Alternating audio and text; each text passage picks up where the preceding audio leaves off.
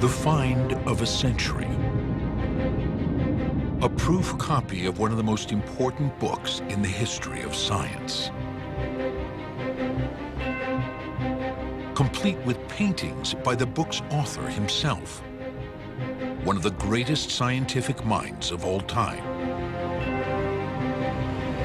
Galileo Galilei. A discovery that set the rare book market abuzz. If it were true, I thought that this would really change the historical record. How great would that be if there were a copy of Sidereus Nuncius that had Galileo's own paintings in it? Wow, I would love to see that. When it was published in 1610, the book opened up the universe to humanity. It implied a different scale of the universe than had been commonly believed before that. It was an exciting piece of news. Nothing like this had ever been published before.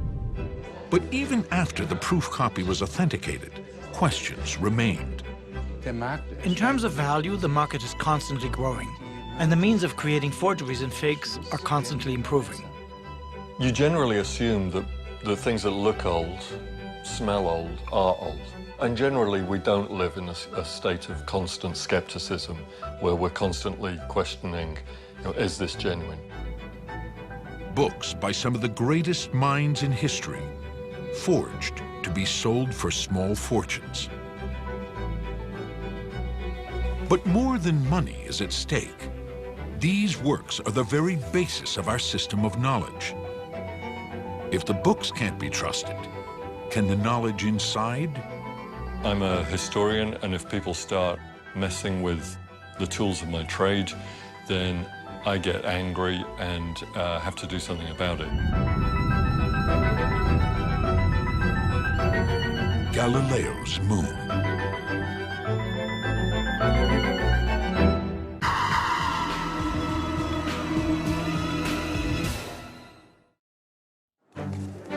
Rare books can fetch hundreds of thousands, if not millions, of dollars.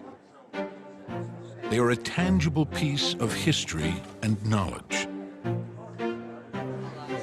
It's 1631. It's a unique book. This is 1478. St. Ignatius was reading this when he had his conversion and found the word Jesuit in here used for the first time. This was a pharmaceutical manual created specifically for doctors. In the 14th century, it's unique because it was made for one person, preserved in its original binding. So this is a 550-year-old paper, and you can hear it and see it. With the dot-com boom and vast fortunes being made very quickly, people looking for some kind of culture to buy. And what kind of culture do they want to buy? Tech culture. And what's tech culture? It's the history of science. So things like Newton, Copernicus, Galileo. The book is $200,000 US. This is 35,000. You have something by Einstein, by Isaac Newton, by Copernicus. I mean, these are things that changed the world. Galileo Galilei's works are always popular, especially his masterpiece, the Sidereus Nuncius, the Starry Messenger. The Sidereus Nuncius is an announcement of the most exciting news imaginable. It's a really thrilling book. The Sidereus Nuncius is an unusual work, very unusual. Only 550 copies in total were printed. Of these 550, today with certainty, we are familiar with no more than 100. The market price for a good first edition, depending on its condition, varies between $300,000 and $500,000. But its worth goes far beyond the price. In 2005, a previously unknown copy was brought to rare bookseller Richard Land, one of the owners of Martean Land in New York City. It created a sensation that moved beyond the insular world of rare books. Galileo's Sidereus Nuncius has a special place in the history of science. Sidereus Nuncius is important to everyone because it's one of the few really revolutionary books that have ever been written. It's It's changed the way that we think about the cosmos in about 60 pages, as though you're witnessing exactly what he saw 400 years later, which is a pretty moving experience as well. But it radically shook up what seemed to be accepted truths of all kinds. The day after it was published, someone sent it off to the King of England. It was immediately seen as a startling revelation that everyone should know about as quickly as possible, especially people in high places. 1610. Galileo Galilei is 45 years old and lives in this building. He is a professor at the University of Padua, where he teaches a number of subjects. By this point in his life, he's already constructed an early thermometer, designed and improved a proportional compass, and he's built a telescope for himself and turns it toward the night sky.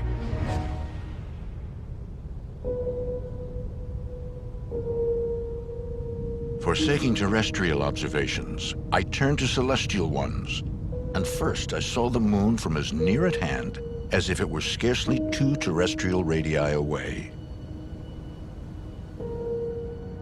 The 5 etchings in Siderius Nuncius are based on the drawings Galileo made while looking through the telescope. You're brought close to being in the print shop where Galileo was delivering his manuscript. It's as close as you can get to sitting next to Galileo and looking through a telescope with him.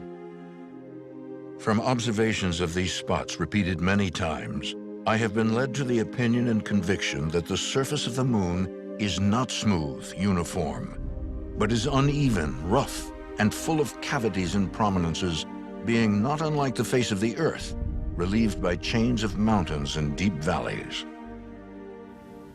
Galileo's observations are the foundation of our basic understanding of the universe. The Sun, encircled by orbiting planets, is at the center, and not the Earth. Before 1610, it was generally accepted that the universe was centered on the Earth, that God had made the Earth, made humans on it, and we were the center of everything. After 1610, you have this empirical evidence that maybe the Copernican hypothesis of the Sun being the center of rotation of the universe is physically true. Galileo's drawings upended the worldview that had lasted for at least 2 millennia. In 1543, Polish astronomer Nicholas Copernicus questioned the idea that the Earth was at the center of the universe, but couldn't provide proof. Galileo did. The universe was changing, and this book was the agent of that change. It has a kind of deeper psychological impact, I think, about where we are in the universe and whether we're anything special. It starts to shift humanity from its central God-given position physically at the center of the universe to a more marginal position where we are third rock from the sun, hurtling through space. It opens up a whole load of new questions about what it means to be human. After observing the moon, Galileo shifted the telescope and was able to see Jupiter. On the 13th of January, 4 stars were seen by me for the first time, in this situation relative to Jupiter. 3 were westerly, and 1 was to the east. They formed a straight line, except that the middle western star departed slightly toward the north.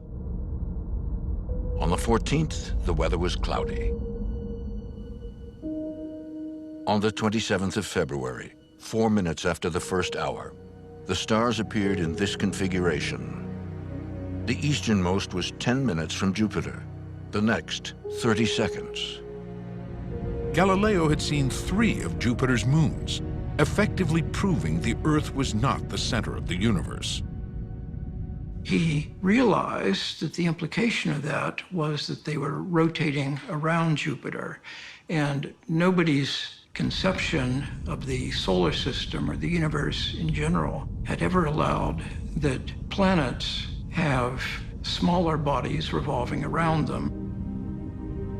When it came to the moons of Jupiter, there was just no precedent for explaining it. And he's open about his amazement, his befuddlement at first, how to make sense.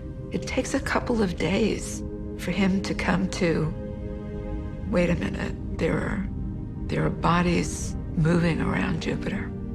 There's no other explanation. His observations of both Jupiter's satellites and the imperfect surface of the moon would ultimately contradict church teaching. In 1616, 6 years after Siderius Nuncius was published, the Roman Inquisition banned heliocentrism, the belief that the Earth revolves around the sun, from being taught.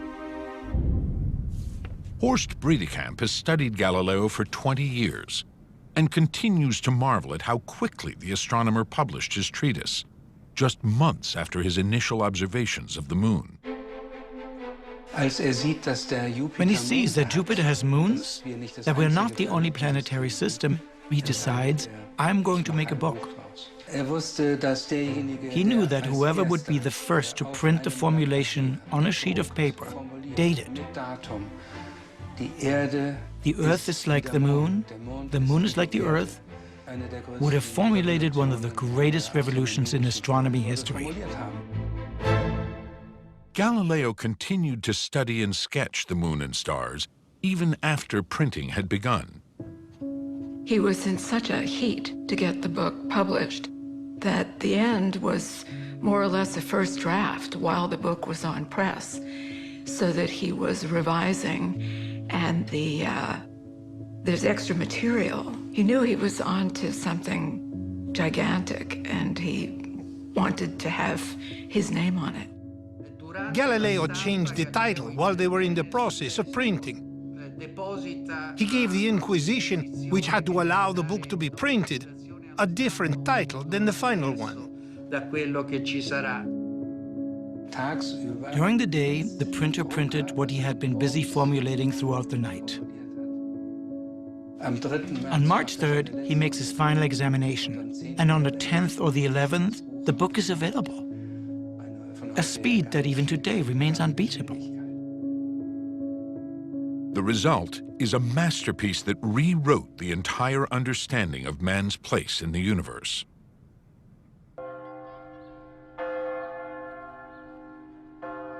Harvard professor Owen Gingrich is a noted astronomer and is also extremely knowledgeable about rare books.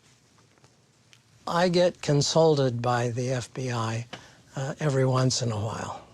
Probably I shouldn't be too talkative about this. The professor likes to visit Harvard's oldest telescope, built in 1847, and the largest in the world at the time.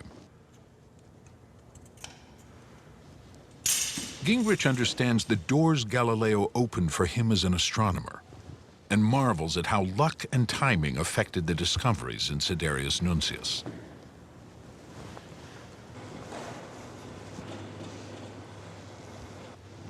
What happened was that the moon was reasonably close. And so apparently he figured after looking at the moon, he would have a look at Jupiter because it was close. And lo and behold, he could see the little satellites. And this wouldn't have been possible if he had done it 6 months earlier. Gingrich is often asked to authenticate rare books, and remembers the day in 2005 when the Martian land copy of Siderius Nuncius was placed in front of him. Richard Land, who was a New York rare book dealer, I had known him for a long time, and he brought 2 Italians with him who had this book for sale. So I started looking at the book, and right at the beginning, there is Galileo's signature. The book was signed and dedicated by Galileo himself. Io Galileo Galilei fecit. I, Galileo Galilei, made this. There aren't that many books which Galileo signed. The book also had a stamp from the library of Prince Cesi, founder of the Accademia di Lincei, which was dedicated to scientific exploration. Galileo himself was a member of the Academy. Both items made the newly found manuscript even more exciting, but were insignificant compared to what Gingrich saw next. As we turned the pages of this book, the striking thing was the drawings of the moon. Only instead of being the etchings, these were obviously watercolors, as if this was a very early stage and therefore singularly valuable. Was it possible the book was an early proof printed before the etchings of Galileo's drawings of the moon were ready? One to which Galileo himself had added his own watercolor paintings of the moon. There are authentic surviving copies of Siderius Nuncius that just have blanks where the moon etching should be. It made headlines throughout the entire world. An original manuscript with drawings by Galilei had been found. It contains original watercolors by Galileo. What an exceptional document. It's like finding an extremely important and previously unpublished manuscript. Yes, number 0, the Galli proof, the very first copy. In other words, in 100 years, there hadn't been a find of this magnitude. And what made it spectacular was that it had Galileo's signature on it. It had these drawings supposedly in Galileo's hand. It had a library stamp linking it to the Linnaean Academy. If real, it would be an exceptional document, and one that would fetch extraordinary prices. You have to imagine his signature, Io, I, Galileo Galilei fecit. I have made this. The pride emanating from that. All that created such a sense of immediacy. Galileo's aura was closer to those in that room than it had ever been before, thanks to that book. And that really made an impact on people, on me as well, and fascinated them. That secured the book's renown around the world. The men who brought the book to Richard Land claimed it had been lying untouched for centuries in Argentina before they found it and offered to sell it. You can see how the ink here penetrates through to the other side. Everything appears to add up. Here, in exactly the same way, the other books have etchings at precisely these points. And then here, on this page, the depictions of Jupiter and its dancing moons begin. If genuine, the estimated market value, $10 million. At the time, most rare book dealers did not worry too much about forgeries because of the labor involved in making a believable fake. It had generally been assumed that you couldn't successfully forge 17th century books. 17th century books are produced using bits of metal type and a hand press, and there are just too many physical factors that are difficult to recreate nowadays to make it worthwhile. The letterpress printing process would require the creation of identical versions of each letter and punctuation mark that appears on every page. And then, the forger would have to match the exact spacing between every letter in the book. Book dealers put great stock in the belief that their product simply couldn't be forged. In addition to the tedious labor involved, the pages in early modern books have a unique characteristic that rare book dealers believed was difficult to duplicate. Most forgeries of early modern books had been done lithographically or using laserjet. Neither of those printing techniques leaves any print impression in the page. The Martin Land copy had this deep impression, so almost instinctively, when you look at it and feel it, it looks like a genuine 17th century book, and it doesn't look like a facsimile. It seemed unlikely that anyone would create a copy of Siderius Nuncius as believable as the Martin Land copy, but it still needed a thorough scientific examination for authentication. Bredekamp put together a team of international experts that would analyze every aspect of the book: paper, ink, binding. Until this point, only copies of the Gutenberg Bible had been examined so carefully. It was sent to the Federal Institute of Materials Research and Testing in Berlin, which examined the Dead Sea Scrolls, paintings by Dürer, and texts by Bach. For 3 days, the Martian Land Siderius Nuncius was subjected to an analysis of all its materials using infrared light, 3D microscopes, and X-ray fluorescence. At the moment, we are measuring the paper, and elements such as potassium or calcium are to be expected. If it were modern paper, one would also expect to find barium and titanium. These techniques allowed for a non-invasive analysis, so that crucially, not even a tiny scrap of paper needed to be removed. The most concrete test that you could do would be to cut a square inch of paper out and burn it and do a carbon-14 test. Nobody wants to do that, because if you've got a genuine book, you're now missing a square inch of it. If we had found elements, materials or substances that had not fit with those of the 17th century, we would have immediately said it was a fake or a copy.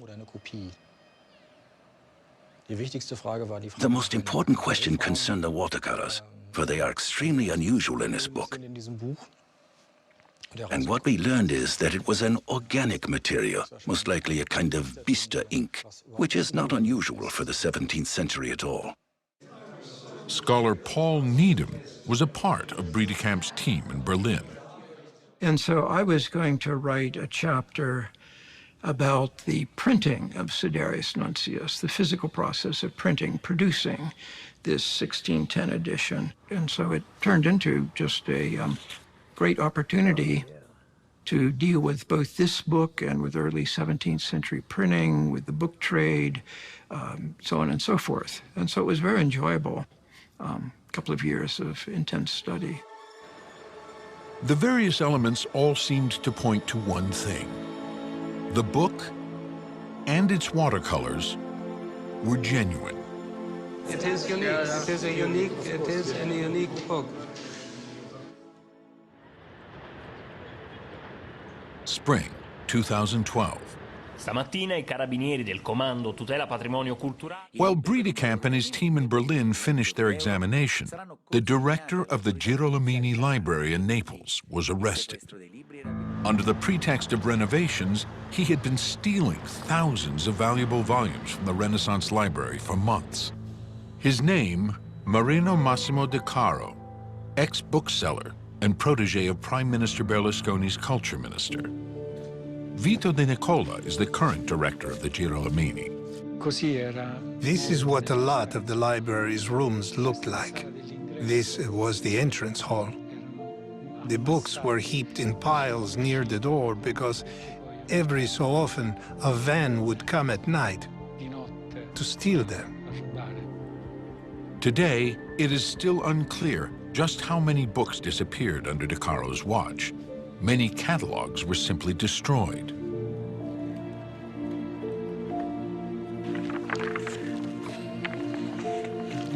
An architectural book that managed to escape the massacre. Here, some pages are missing. These pages generally have illustrations. They've been cut out and sold individually. Mr. De Caro was sentenced in accordance with the allegations against him. It was a serious blow that the very person who committed the crime was the same person who had been responsible for protecting the heritage of that extraordinary library.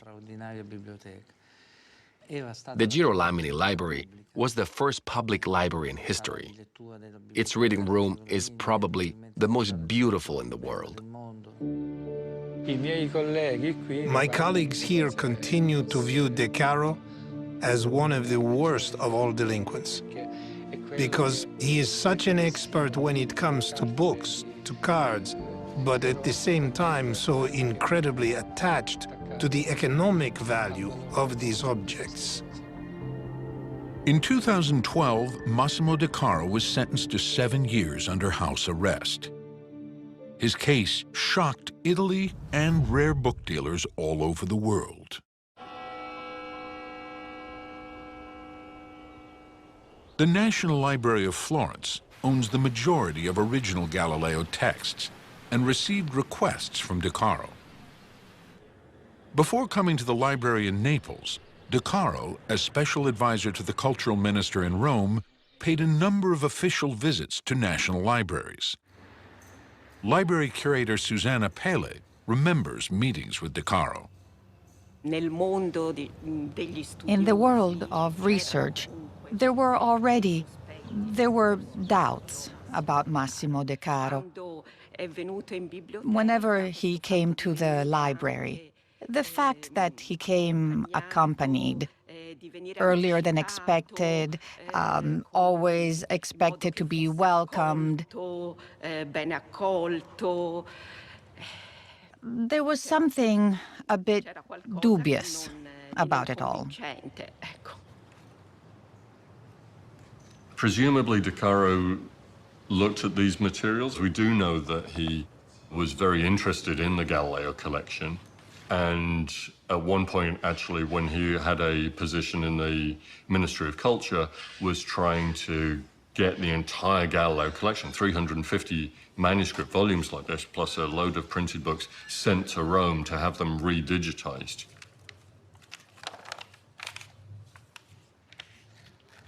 Luckily, the National Library here refused that request. Who knows what would have happened if this entire collection had gone to Rome. It's very unlikely that all of it would have come back in the same condition. Historian Nick Wilding is another scholar of Galileo's work. In 2012, he was writing a review of a book about the Bredekamp team's research on the Martian land copy. Now, several years after his work on Siderius Nuncius, Wilding has come to the National Library of Florence to see their 2 copies of the book. This is the first time I've handled this manuscript. I've looked at online reproductions a lot. We have the famous observation notes where Galileo, for the first time, sees the satellites of Jupiter. One of the most exciting documents in the history of science. You see the night sky here. He was very interested in why the dark part of the moon at night wasn't as dark as the night sky. And it's because light is reflected from the Earth. So he's very careful to make the dark side of the moon a little bit lighter than the night sky. Working on his review, Wilding studied the research and online copies of the Siderius Nuncius and began to have doubts about the Martian land copy's authenticity. Here we had something that seemed to be Galileo's own copy with his own drawings in it, with a provenance relating it to the first scientific academy in the world. I mean, this is hot stuff. You want it to be true. He learned that in 2005 and 2006, several rare Galileo works came on the market, all bearing the same stamp from Cesi's library. If you just went and looked at examples of this same stamp in other library collections where they'd been for hundreds of years, you found that that line was always broken. If you looked at any copy that had come on the market since 2005, this line was always intact.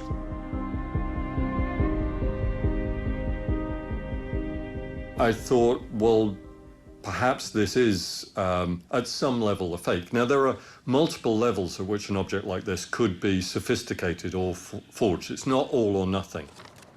Wilding believed the stamp was applied much later. But that seemed a weird thing. If the Galileo inscription was genuine and the moon pictures were genuine, why would you jeopardize the value of this already great book by putting a fake library stamp on it, which is relatively easily traceable?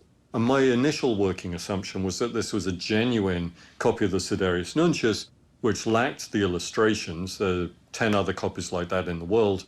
So you get a real thing, and then you put in a fake library stamp, you put in the inscription, you put in the drawings, and it's suddenly worth 20 times as much as a normal copy. That makes good business sense. Even though it's criminal, it's still an act of forgery.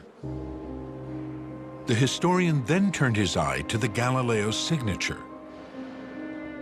Everyone's signatures changes over their lifetimes, but we have examples from Galileo's correspondence and from one other copy of the Siderius Nuncius with a dedication where we know exactly what Galileo's signature looked like in 1610. The signature on the Martian land copy is Galileo's, but it's from his recantation before the Inquisition in 1633, 23 years after Siderius Nuncius was published. After several more weeks of research, Wilding found additional anomalies in the text of the Martian land copy. With that evidence, Wilding contacted Paul Needham. I'd been in correspondence with Nick Wilding for a couple of years about miscellaneous questions in and around Galileo. And I knew that he had some doubts that he didn't fully express, but I kind of knew they were there. And I saw this message from him, and he said that in November 2005, an auction house in New York offered for sale a copy of Siderius Nuncius in one of their auctions.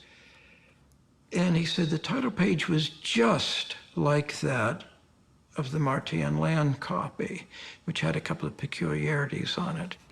This kind of came out of nowhere, but there should not be another copy that has these peculiarities, because theoretically that Martian land copy was a proof copy made just for Galileo at an early stage of production. The only way to do this is to put it side by side with a definitely authentic copy. And the copy to do it with was, of course, the copy at Columbia. And after about 20 minutes, I saw disparities, having them alongside each other. Specifically, it had not been printed from movable type. And of course, for a book in 1610, that's the only way to print a book. So it had to be wrong. I said that I think that putting our thoughts together, we have absolute proof that it's a forgery. And yes, it is a forgery. Once Needham agreed the book was a fake, Wilding sent a difficult email to Bredekamp himself. The worst moment was when I realized the import of Nick Wilding's email. That was here at this table in this room. And based purely on the logic of what he had written me, within a short time, I intuitively saw no way of refuting his suspicion. The ground just opens up beneath your feet. That was one of the worst moments in my consciousness, let's put it that way. The work of the century was a fake. Bredekamp brought his team together for a second time. The scholars wanted to understand how they were tricked. Richard Land, still the book's owner, agreed to let the book undergo a second analysis. And this time, the team would be allowed to take paper samples. Once we were allowed to take paper samples, it was pretty simple. The paper had been produced in the 20th century. But to see that, we needed the samples. That had not been allowed the first time we conducted our measurements. In 2014, Bredekamp made an announcement. Up until 3 years ago, I did not think it was possible to fake a book. This is the first case.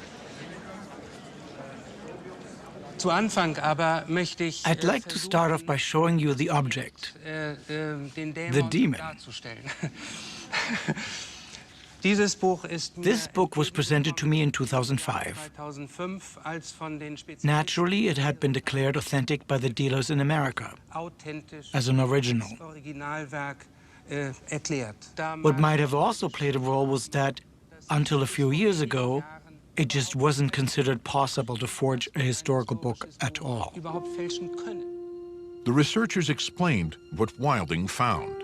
Tiny printing mistakes that would have been impossible in the 17th century revealed the forger's 21st century efforts. What led Nick Wilding, the very first person to do so, to recognize the book as a fake? A single little spot. And that was the moment in May 2012 it hit us like a brick. The title page of the Martian land copy has a spot next to the P in Privilegio. It matches a spot that appears on a commemorative version that was published in 1964 in the city of Pisa, but not on any first edition. Needham also noticed something odd about the Latin word periodus on the title page of the Martian land copy. There's the Latin word periodis, like our word period, meaning the periods of rotation. And in the Martian land copy, instead of P-E-R-I-O-D-I-S, it was P-E-P-I-O-D-I-S, which sort of theoretically would have been a typographical error of the compositor. Any compositor eventually makes some typographical errors here and there. And the idea that there's a second copy with that same typographical error, which didn't appear in any of the other many copies that I'd examined, both by facsimile and in the original, that is by photographs and in the original, that just didn't make any sense. But what about the belief that it was impossible to forge an early modern book because of the type impressions? They assumed that a forgery would have no type impression whatsoever and that it would just be a flat on the paper. So all of these forgeries have this deep ink impression, and so it's just assumed that they were genuine. But if you talk to a printer and say, how would you go about doing a forgery? They say, oh, it's relatively easy. Such a believable fake is the result of new printing methods. It's become extremely common now to use photopolymer plates, which are a kind of light-sensitive plastic. You expose a negative, expose a plate with a negative over it, and bits of the plate harden, and the rest you wash away, and you're left with a relief plate. When you print on it, it gives exactly the same kind of deep letterpress impression as printing with type. Photopolymer plates create the indentation on the paper that rare book dealers assumed indicated a genuine book. So when you're making your forgery, you press them into the paper and it makes deepish impressions into the paper, which at first looks authentic because that's what printing types do. But they can also leave evidence on the page that reveals the forgery.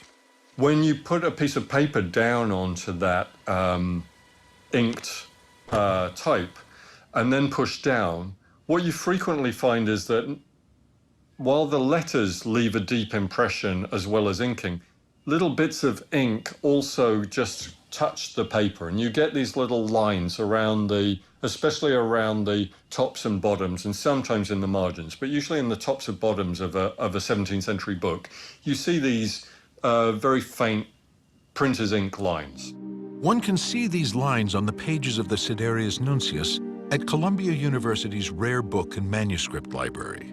Right here is the shoulder ink. And because it's right at the edge, when they stamped the ink, a little bit of ink got caught there. But that ink is just like a little trace, and so it's picked up in the printing process.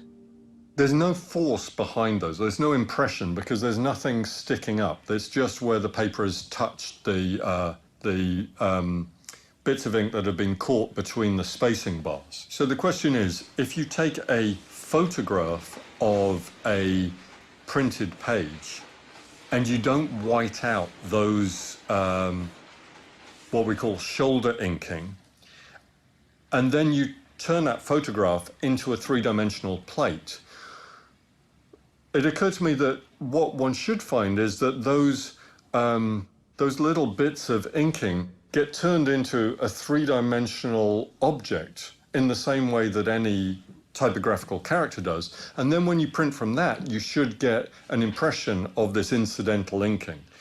And that's impossible with typography, but it should be. The prediction was that one should find that if one's looking at a forgery made with photopolymer plates. The spot next to the P in privilegio, with its deep impression on the page, could only have happened with a photopolymer plate. Once deemed impossible, forging 17th century books was now a reality. But once the book was proved a fake, questions remained. Still serving his sentence for his theft of the books from the library in Naples, Massimo De Caro lives in Verona with his wife and 2 German shepherds. The house is filled with a collection of items related to Galileo and the exploration of space. This house mirrors me and my passion for Galileo Galilei, a passion I have transferred to my wife. Questo è un pannello che contiene le firme. Here are the autographs of all 12 astronauts who are on the moon. This one is a reproduction of the portrait of Matteo Barberini when he was still a cardinal. Later he would become Pope Urban VIII, as we all know, the one who would sentence Galileo. This suit was worn by the Russian cosmonaut Franco during his mission on the Mir space station. I have a collection of facsimiles of the Sidereus Nuncius.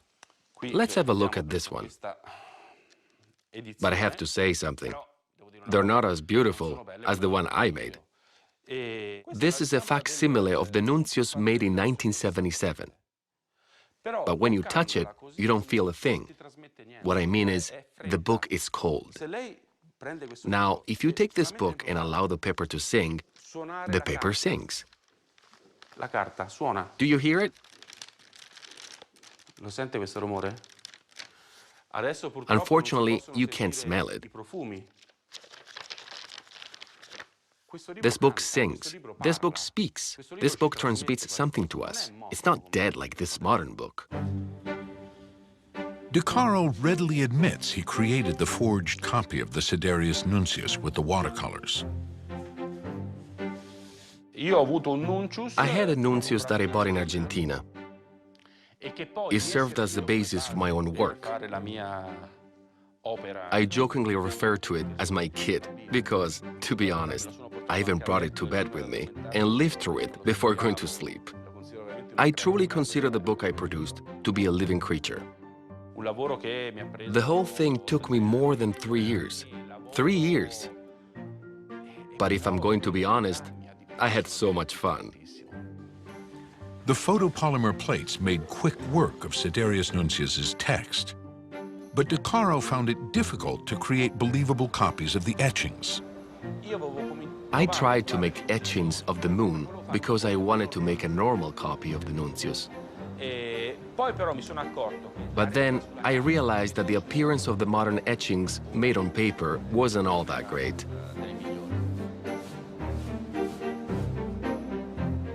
The 21st century technology that created the forged book couldn't make believable 17th century etchings. It wasn't complicated, but you could see that they'd been made today. There was no way to etch them properly. I had to find something to distract one's eyes from the print. And so I came up with the idea of making the moons. The story I wanted to come up with for this copy was that it was one of the 25 without any moon etchings, but that later, in the 18th century, the owner decided to complete the book by making watercolor moons. The circle of the moon was drawn with a red wine glass, which had precisely the right dimensions. But when I learned that the person who'd helped me make the moons could also emulate calligraphy, I decided, let's go ahead and take the leap. Let's add the words Io Galileo Galilei fecit on the title page. And I have to say, it worked. And the stamp from the Chessy Library? Here we are. As you can see, this is the very same stamp you see on the Sidereus, the circle with an unbroken line. De Caro claims again and again that all of the mistakes in the Martí and Land copy were made on purpose, as if his work had been an intellectual prank to test academics and antiquarians. These claims could help protect him from legal charges of fraud. He takes pride in the fact that he was able to fool so many. That was the moment of truth. Now I'd find out if I'd done a good job. Now we'd see whether the experts would find the breadcrumbs I'd left behind in the woods. But no, they didn't find the breadcrumbs. It's like with the magician. When he comes on stage, the magician gives the audience something to see in order to cover up his own tricks. But I didn't create a fake Nuntius. I created a different Nuntius. And that's the problem. I created a different Nuntius. The problem is the fake historians, who did not recognize that it was a reproduction. Wilding doesn't believe De Caro's claims. But we must never lose track of the fact that this was done for cash. You know, this was a book that was going to sell for $10 million. And that's the only point that it exists. All the stuff that De Caro has said about, you know, this being an intellectual challenge, a hoax that reveals how experts don't know what they're talking about, that's just kind of retrospective attempt to dissipate the seriousness of what he's done. He's committed fraud on a massive scale, and he's done it for money. This is a book which automatically is worth hundreds of thousands of dollars. Whatever he might say, the motive is essentially a financial one. And of course, he did sell it successfully to a dealer. Horst Bredekamp is haunted by the mistaken authentication. Neither the group nor I were able to recognize the book as a fake.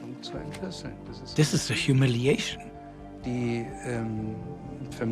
which is presumably comparable to a very serious error by a doctor. For the public must be able to trust that an art historian can differentiate between a fake and an original. This is a trauma. These are real copies of the Siderius Nuncius, which I procured. Bredekamp and De Caro even traded emails once the forgery was discovered. In my correspondence with him, there is the unbelievable sentence. Dear Professor, it must have seemed as if, once you had the drawings of the fake Siderius Nuncius before your eyes, you were being confronted with the results of your own work. In other words, the forger used my very own research, and that just floored me. That explains why I simply did not want to recognize, or perhaps could not recognize, the fake as a fake. I feel a bit guilty, because in some ways, I was inspired by him. Paul Needham had a different reaction. Oh, I felt great. I felt great. I mean, just, I was so glad that I hadn't gone on believing something false. To me, it was just thrilling to be able to sit with these two books and find things that really count as proofs. The forged Siderius Nuncius caused immense damage to the antiquarian book market. Many institutions are refusing to buy anything that is coming from Italy. So it had a very negative effect. People would become concerned that they were going to end up buying a fake or something stolen. And all you have is your reputation, because people can always buy from somebody else. Many dealers continue to consult Owen Gingrich. De Caro is getting out of arrest in a few months. Really? Mm-hmm. What do you think he's going to do when he gets out? Go back to the old hobby? Have you received a personal invitation to his coming out party? They were very much worried to have De Caro loose again. Who knows what he has squirreled away and what he will be up to. In the meantime, many large libraries, museums, and foundations have been asking themselves whether some of their stamps, drawings, or even entire books could be faked.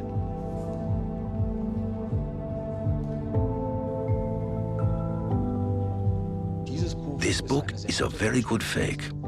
The structure of the layers, the structure of the paper, the structure of the watermark. But it's not the only fake that exists. And I assume it won't be the last. We thought that our case would be enough of a wake-up call for someone in the world to create a database of fakes. As far as I know, that has not been the case. Jacaro, one hopes, will not make more forgeries, but other people will. This is a cheap technology. I myself could forge an acceptable Siderius Nuncius for a few $1,000s. It's like doping. Along with the ability to detect doping drugs, new undetectable drugs arrive. Doping and forgeries are the same in terms of methodology in any event. The story is not over, it's ongoing. And in a bigger sense, the story is ongoing because the techniques and technologies that Massimo Decaro used are still with us. And there's nothing illegal in replicating a 17th century book, right? So we're going to see a lot more of this. It's getting to be pretty easy to make a forgery now. Once you start admitting forgery, or saying basically that the market can decide what's true and what's not, and that if the market wants the forgery to be true, it is true, that's fundamentally pretty disturbing because then truth is for sale. And for Wilding, fake books lead to false history. Well, history just matters. If you start fabricating the objects, then you might as well fabricate an entirely different alternative history. And from there, you can start denying major historical events. You can rewrite history. You're in an Orwellian world where political power governs truth. And I think one of the first victim of that is the general public. The forging of books remains far less lucrative than creating fake Picasso paintings or Giacometti statues. But what do these technologies mean for the rare book market? How much longer will this market last? I cannot make any predictions. I can only express my personal attitude. For a long time now, I haven't bought any books on the antiquarian market. The publication of Siderius Nuncius in 1610 ultimately led to Galileo's arrest and trial by the Inquisition in 1633. He was a lightning rod for people who were interested in his work and people who didn't like what he was doing, because it's hard to give up what you've thought all your life and what has history and the general opinion. Galileo's influence remains immeasurable 4 centuries later.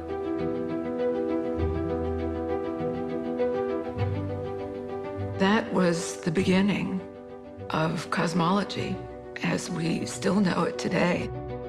I think that these Galileo documents still have something to say. They continue to transmit this desire to know. I think this is what drives our societies forward, and above all, this is the most important thing, the very heart of the human being. Galileo's voice comes out very, very loud and clearly over more than 4 centuries. We have this conversation that he enabled by leaving this mass of papers and writings and drawings and artifacts. Ignition sequence start. 6, 5, 4, 3. Our modern space program owes its own debt to Galileo and Siderius Nuncius. Siderius Nuncius is the book that showed that the moon was a place you could go to and stand on when you got there. Both hands down about the 4th rung up. With a little guidance, our theoretical Galileo would have gotten himself up to speed with today's science very quickly. And on the Apollo 15 mission, the astronauts paid tribute to him. Commander David Scott did Galileo's experiment on the moon. Well, in my left hand, I have a feather. In my right hand, a hammer. And I guess one of the reasons we got here today was because of a gentleman named Galileo a long time ago, who made a rather significant discovery about falling objects in gravity fields. And we thought that where would be a better place to confirm his findings than on the moon. And I'll drop the 2 of them here, and hopefully they'll hit the ground at the same time. How about that? Which proves that Mr. Galileo was correct in his findings.